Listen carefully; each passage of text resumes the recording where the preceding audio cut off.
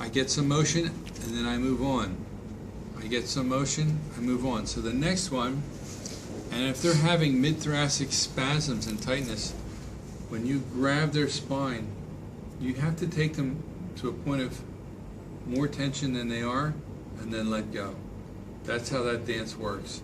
More tension and let go, and then they relax. So I'm going to put a broad hand up here, well below his xiphoid process, open up my fingers. I'm going to grab him a bit, actually more than a bit, he can tell you. It's pretty strong what I'm doing, and then I'm going to let it go and let my hands go. And take everything indirectly, whichever way I think this wants to go. In this case, my top hand is going towards spark and twisting a little bit. Bottom hand is going away from me, twisting the opposite way.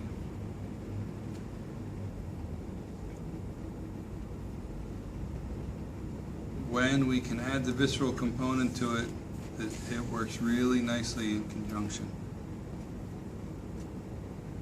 I get a little bit of a release. If I was doing visceral, I would do something right here, which I'm not.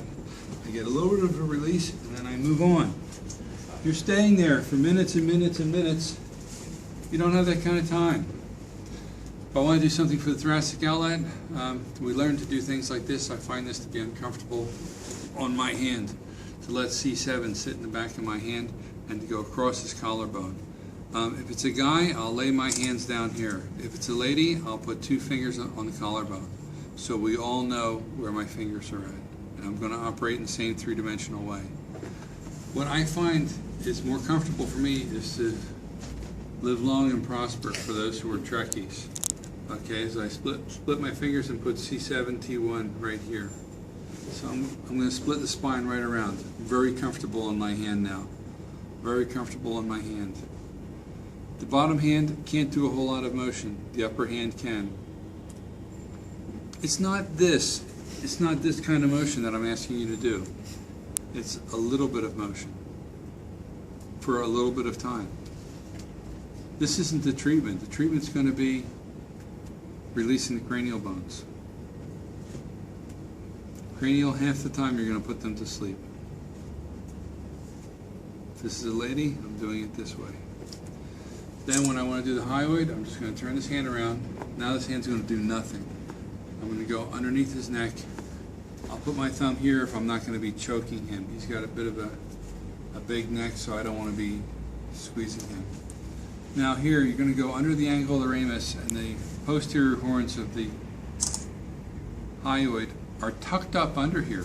I watch people all the time grab the thyroid cartilage and think they're doing a release to the hyoid. You got to go to the angle of the ramus and go back, and this is where these posterior poles are. You can feel if you squeeze it like a horseshoe. And all I'm going to do is I'm going to rotate clockwise or counterclockwise about a vertical axis, whichever way it wants to go.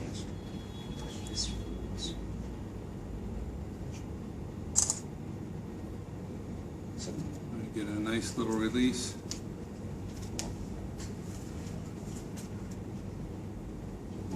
What is your underneath doing? Nothing in this case. Okay, I'm sorry. Because there's nothing for me to do to the back of his spine. That's it. So one, sacrum, pelvis, abdominal, thoracic. This should not be 2 minutes. 2 minutes is a long time. Okay? So try that.